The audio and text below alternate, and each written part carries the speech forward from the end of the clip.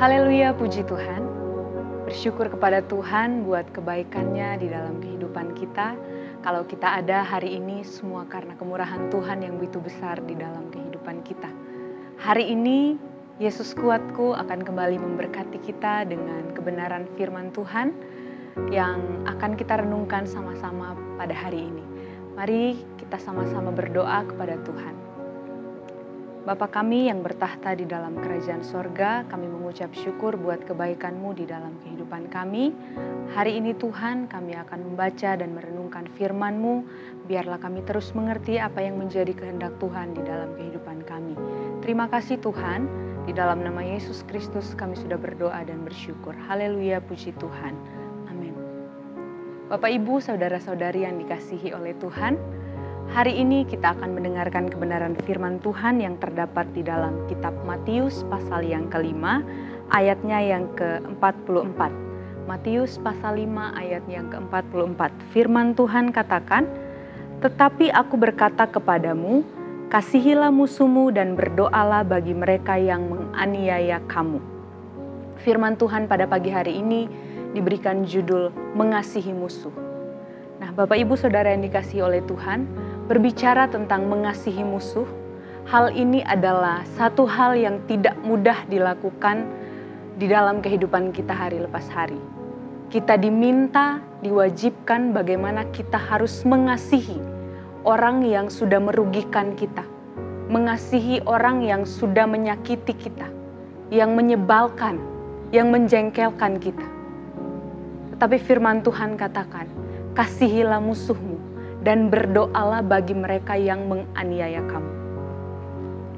Terkadang musuh itu bukanlah orang-orang yang jauh, tetapi musuh itu ada di sekitar kita, ada di lingkungan kita, lingkungan pertemanan kita, lingkungan pekerjaan kita, bahkan lingkungan keluarga kita sendiri. Bahkan terkadang orang yang ramah, orang yang baik terhadap kita, bisa saja di belakang kita. Orang itu berniat jahat, bahkan memburukkan kita. Nah, hari ini firman Tuhan mengingatkan kita bagaimana kita harus mengasihi musuh kita dan berdoa bagi mereka yang menganiaya kita. Mengapa kita harus mengasihi musuh? Yang pertama, karena Tuhan sudah lebih dahulu mengasihi kita. Kita ini adalah orang yang berdosa, yang sering kali menyakiti hati Tuhan, yang membuat Tuhan marah dengan tingkah laku kita yang tidak berkenan di hadapan Tuhan. Bisa dibilang kita menjadi musuhnya Tuhan ketika kita melakukan yang namanya kejahatan. Tetapi apa yang Tuhan lakukan di dalam kehidupan kita? Dia mengasihi kita. Dia selalu mengasihi kita. Bahkan Dia mau mati bagi dosa-dosa kita, penebus setiap kesalahan-kesalahan kita. Lalu apa salahnya sebagai anak-anak Tuhan untuk kita meniru apa yang telah Tuhan lakukan di dalam kehidupan kita? Mengasihi musuh memang tidak mudah untuk kita lakukan. Tetapi sebagai anak-anak Tuhan yang percaya kepada Tuhan, mari kita belajar untuk terus melakukan apa yang menjadi kehendak Tuhan. Mengasihi musuh. Nah, yang kedua, mengapa kita harus mengasihi musuh? Karena mengasihi musuh itu adalah perintah yang harus dilakukan. Ini bukanlah suatu pilihan, tetapi ini perintah. Yang namanya perintah adalah suatu hal yang wajib, yang harus dilakukan. Tidak bisa tidak dilakukan. Ini adalah perintah Tuhan yang Tuhan berikan dalam kehidupan kita sebagai orang-orang percaya. Tuhan perintahkan, kasihilah musuhmu dan berdoalah bagi mereka yang menganiaya kamu. Kita ingat apa yang Tuhan Yesus lakukan ketika Dia disiksa, Dia dicaci maki, Dia dihujat, bahkan Dia disalibkan. Apa yang Tuhan Yesus katakan di dalam Lukas pasal 23 ayat 34, firman Tuhan katakan, "Ya Bapa, ampunilah mereka sebab mereka tidak tahu apa yang mereka perbuat." Tuhan Yesus tidak melawan atau balik mencaci maki, tetapi Tuhan Yesus berdoa kepada Bapa, "Ya Bapa, ampunilah mereka, sebab mereka tidak tahu apa yang mereka perbuat."